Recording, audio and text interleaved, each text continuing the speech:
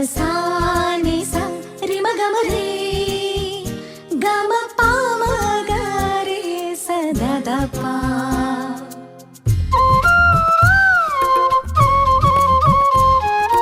புல்வெளி பெய்யும் சாரலை போல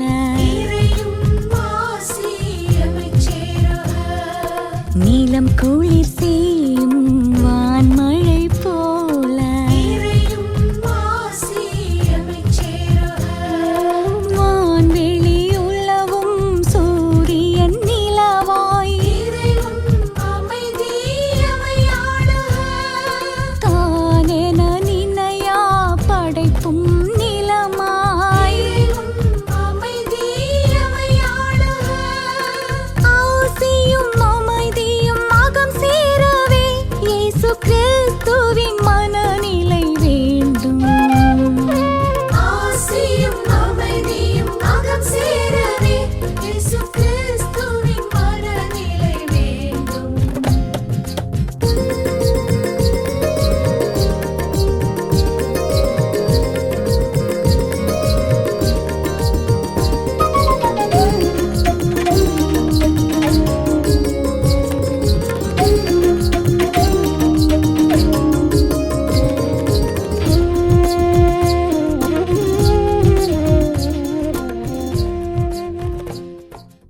தந்தை மகன் தூய் ஆவியாரின் பெயராலே ஆமென். ஆண்டவர் இயேசு கிறிஸ்துவுக்குள் வாழ்கின்ற அருமையான என் சகோதர சகோதரிகளே, மரியாவிஷன் நேயர்களே, அன்பர்களே, நண்பர்களே, ஆரோக்கியம் பெற்றவர்களே அனைவருக்கும் வணக்கம், வாழ்த்துக்கள்.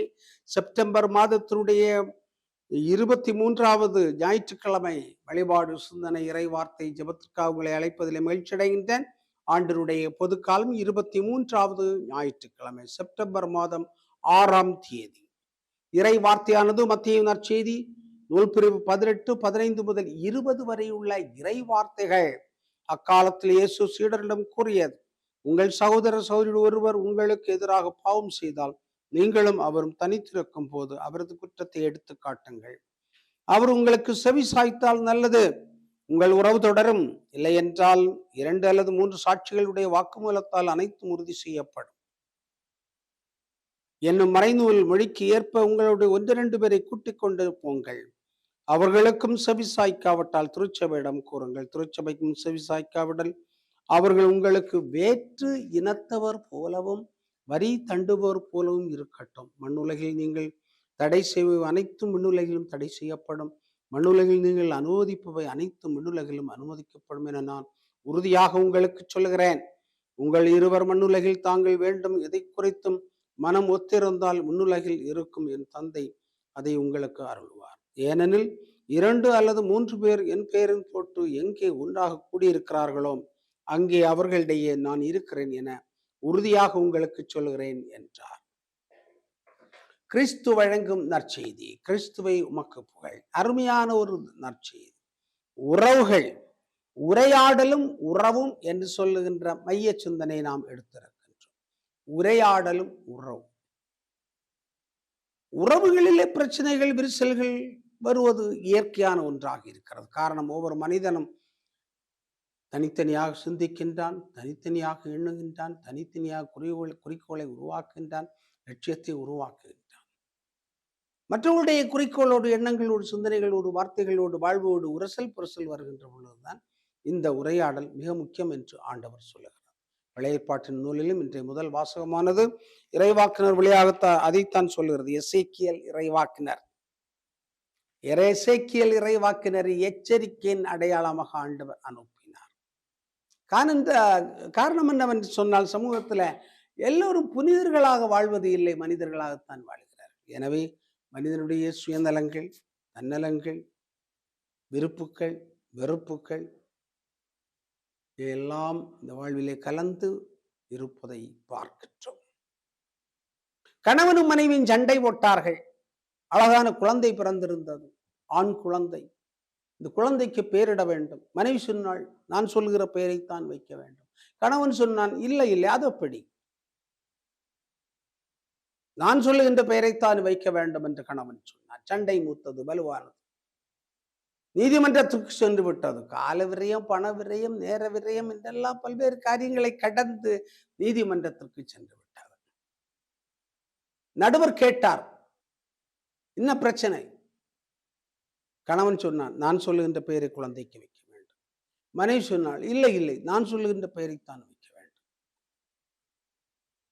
நடுவர் சொன்னார், என்னம்மா பேரை நீங்க வைக்கணும்னு நினைக்கிறீங்க? ஆரோக்கியசாமி.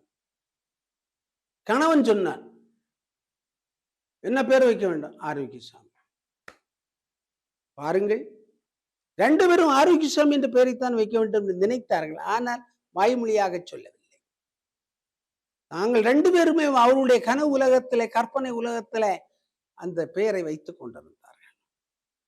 ஆனால் வெளியே சொல்லவில்லை, உரையாடவில்லை. உறவாட அவர்களுக்கு மனமில்லாமல் போய்விட்டது. எனவே தான் சொல்வது நிறைவேற வேண்டும் என்று நினைத்தார்.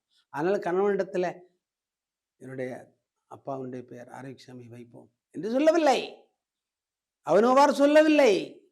ஆனால் இரண்டு பேரும் சிந்தித்தது ஒன்று, பொதுவான ஒன்றாக இருந்திருக்கிறது. பாருங்கள் அன்புக்குரியவர்களே, இது போலத்தான் நம்முடைய வாழ்க்கையில ஒருவன் ஒன்றை சொல்லிவிட்டால் உடனடியாக இவன் இன்னொன்றை சொல்வது, சண்டை பிடிப்பது, சுவரை தாண்டி அடுத்த வீட்டிலே சென்று சண்டை பிடிப்பது, கை தள்ளுவது, இடிப்பது, உதைப்பது, அடிப்பது போன்ற பல்வேறு காரியங்களை பாருங்கள். பிறகு என்ன நடக்கும்?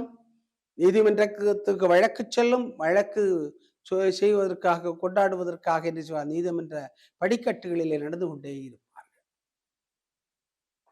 காலம் சென்று கொண்டே இருக்கும், பணம் சென்று கொண்டே இருக்கும், விருப்பும் வெறுப்பும் கலந்து வாழ்க்கை கசந்து போகக்கூடிய ஒன்றாக பார்க்கிறோம். ஆண்டவர் சொல்லுகிறார், உன்னுடைய சகோதரன் உனக்கு எதிராக பாவம் செய்தால், குற்றம் செய்தால், குற்றம் செய்தால் நீயும் அவனு தனியாக இருக்கின்ற பொழுது அவனிடத்தில் சொல்லு. இல்லை என்றால் அவனுக்கு வேண்டிய நண்பர்கள் வழியாக அவனிடத்திலே சொல்லு. எல்லாம் முடியவில்லை என்று அவன் கடுமையான கனத்த மனதோடு, இறுகிய மனத்தோடு, கடின மனத்தோடு இருக்கிறான் என்றால் திருச்சபையிடத்தில் சொல், நிச்சயமாக உனக்கு விடுதலை கிடைக்கும் என்று ஆண்டவர் சொல்லுகின்றார். அந்த திருச்சபைக்கு அவன் கட்டுப்படாவிட்டால் நிச்சயமாக அவன் சாதாரண மனிதன் அல்ல, அசாதாரணமான மனிதன். சாதாரணமாக சிந்திக்கக்கூடியவன் அல்ல, அசாதாரணமாக சிந்திக்கக்கூடியவன், நார்மலான மனிதன் அல்ல, அவன் அப்நார்மலான மனிதன். எனவே அப்நார்மலான மனிதனுடன் நீ உறவு கொள்ள முடியாது, உறவு வைத்திருக்க முடியாது, உறவு கொண்டாட முடியாது. எனவே அந்த நஞ்சு ஒளிந்து போகட்டும் என்று சொல்லக்கூடிய விதத்துல அவன் அந்நியனாக இருக்கட்டும் என்று ஆண்டவர் சொல்கிறார். வாழ்க்கையில் பல மனிதர்களை நாம் இப்படி பார்க்கின்றோம். நல்லது செய்ய வேண்டும் என்று நினைக்கின்றோம், தீமை வந்து கொட்டுகின்றது. மீண்டும் நல்லது செய்ய வேண்டும் என்று நினைக்கின்றோம், தீமை வந்து கொட்டுகின்றது. தனியாக சொல்லுகின்றோம், உதரை தள்ளிவிட்டு செல்லுகின்றார்கள். நண்பர்கள் வழியாக கேட்கின்றோம், உறவுகள் வழியாக சொல்லி கேட்கின்றோம், அதற்கெல்லாம் செவி சாய்ப்பதில்லை. கடைசியாக திரு அவையிடத்திலே சொல்ல வேண்டும். சிலர் திரு அவை சொன்னாலும் கேட்பது இல்லை. திரு அவை அவர்களுக்கு ஒன்றுமில்லை. இயேசு திரு அவையின் தலைவர் ஒன்றுமில்லை. இயேசுவின் தந்தை கடவுள், திரு அவையின் கடவுள் ஒன்றுமே இல்லை. அப்படி கடவுளையும் இயேசுவையும் திரு அவையும் ஒன்றாக பார்க்காத, மதிக்காத மனிதனுக்கு நம்முடைய உறவு ஒன்றுமில்லை. அப்படி இருக்கின்ற பொழுது அந்த மனிதனுடைய உறவு நமக்கு தேவை.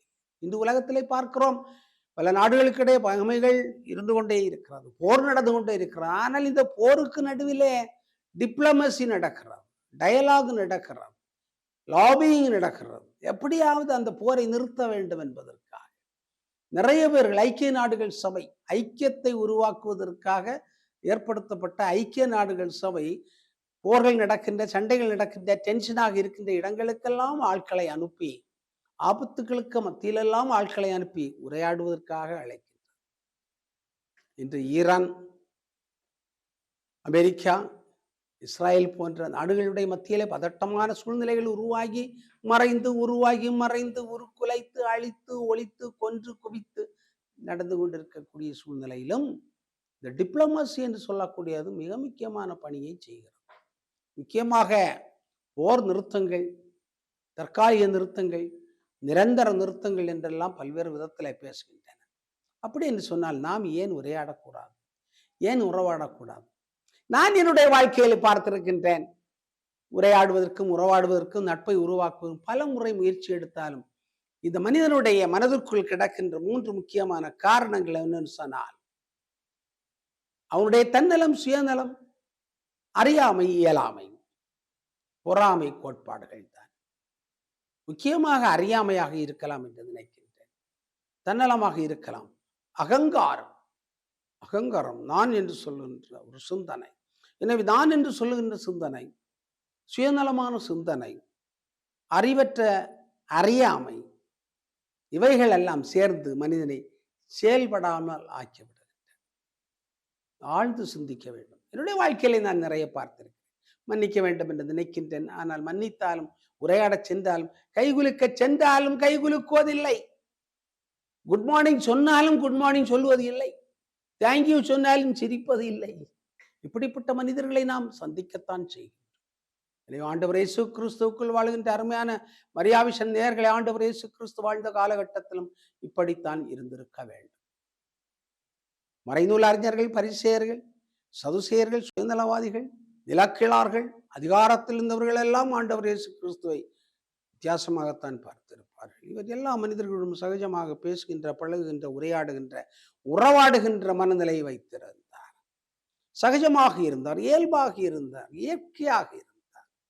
அதுதான் இறைத்தன்மை என்று சொல்லக்கூடியது. எனவே அன்புக்குரியவர்களே, உரையாடுவோம், உறவாடுவோம், புதிய அந்த உறவுகளை சரி பண்ணுவோம், கட்டுப்பாடு ஜபிப்போமாக. எங்கள் நல்ல தந்தை இறைவா, வேலைக்காக நாங்கள் உமக்கு நன்றி செலுத்துகின்ற பொழுது மரியாவிஷன் நேயர்களுக்காக சிறப்பாக ஜபிக்கின்றோம்.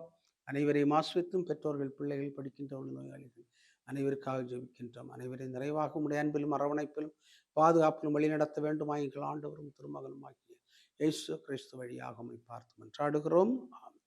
தந்தை, மகன், தூய ஆவியாரின் பெயராலே ஆமென்.